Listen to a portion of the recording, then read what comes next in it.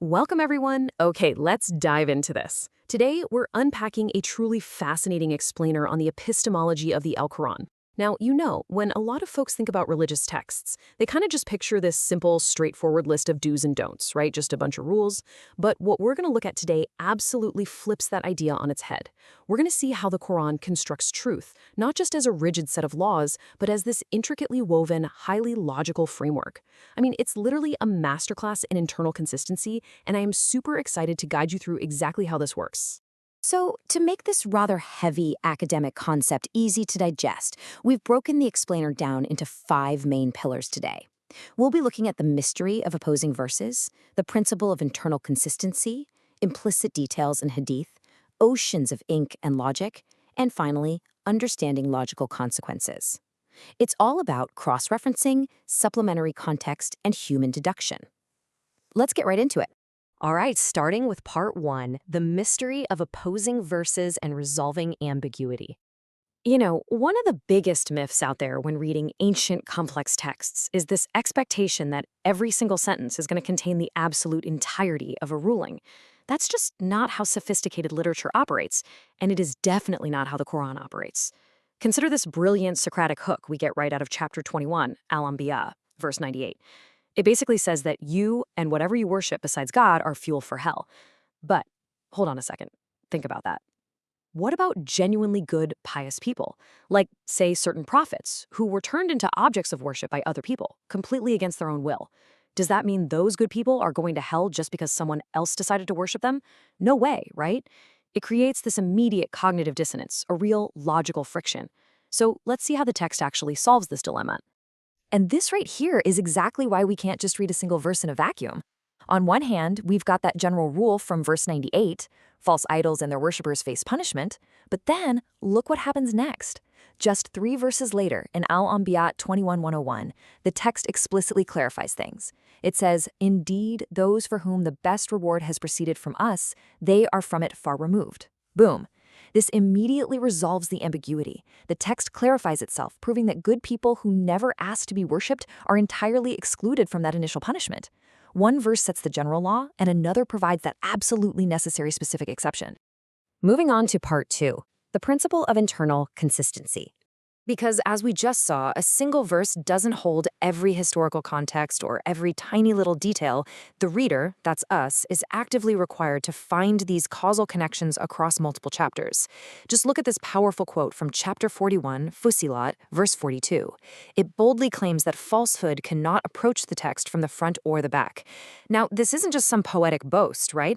It's a structural guarantee. It's the text setting a standard for itself, claiming perfect internal protection, and demanding that the reader look for that seamless consistency. Basically, if you think you found a contradiction, well, the text is telling you that you probably just haven't found the connecting verse yet. So let's define our core term here based on what we've seen so far. The epistemology, or the theory of knowledge, of the Quran really relies on this internal sufficiency.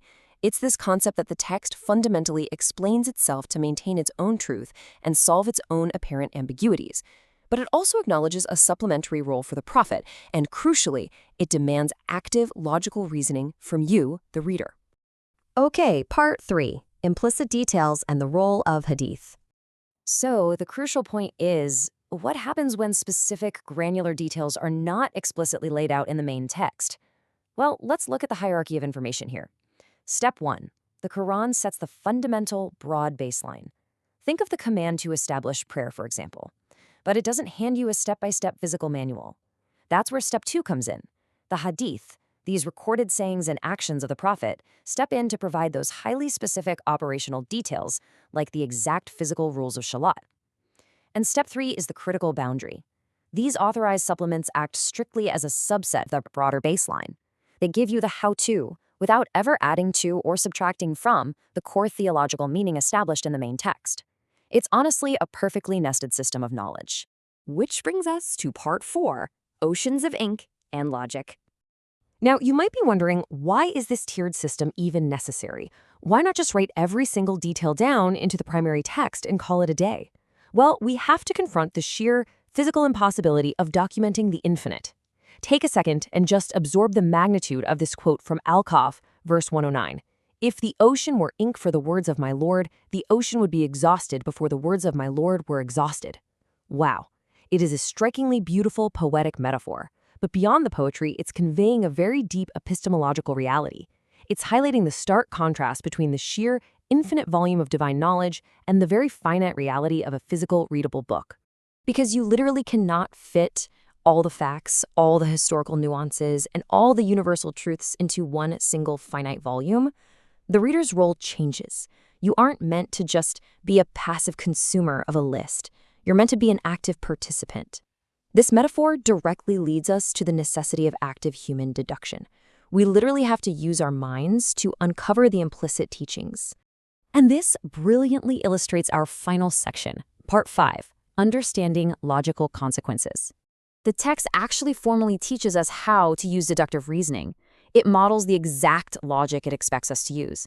Let's trace this fantastic if-then logic map derived from Alambia 2122. The text proposes a premise. Step 1, let's assume multiple gods exist, in the heavens and the earth. Okay, step 2, the logical consequence. If that were true, they would inevitably compete, and the heavens and earth would fall into absolute ruin and chaos. Then step 3, the empirical observation. Look around you. The universe operates in perfect, unified order. There's no chaotic destruction. So what's the inescapable deduced conclusion? There can only be one God. It takes this profound theological concept and transforms it into a highly digestible, modern deductive logic puzzle. The text also uses logical impossibilities to really cement absolute truths. Consider this highly poetic verse from Al-Araf 740 regarding those who arrogantly reject the truth. It says, "The gates of heaven will not be open for them, nor will they enter paradise until a camel enters into the eye of a needle." Now, what's really interesting here is how this metaphor functions mechanically. A giant camel passing through the microscopic eye of a sewing needle isn't just, a bit difficult. It is a physical, logical impossibility. By attaching the fate of the arrogant rejectors to an event that literally cannot happen, the text leaves zero room for misinterpretation. It uses a logical absolute to solidify an ultimate undeniable truth right in the reader's mind. It's basically the ultimate rhetorical mic drop. So we've journeyed through how this test utilizes internal consistency to solve apparent contradictions. We've seen how it establishes broad baselines and relies on supplementary context for the finer details. And we've uncovered how it actively demands deductive reasoning from us, its readers, using everything from logic puzzles to striking metaphors of infinite oceans and Meadle's eyes. It is a profoundly structured epistemological framework. Which leaves me with a final thought for you to ponder today.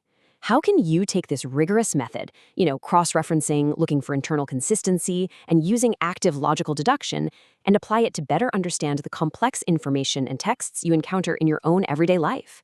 Thank you so much for exploring this fascinating logical architecture with me today. Keep questioning and keep analyzing.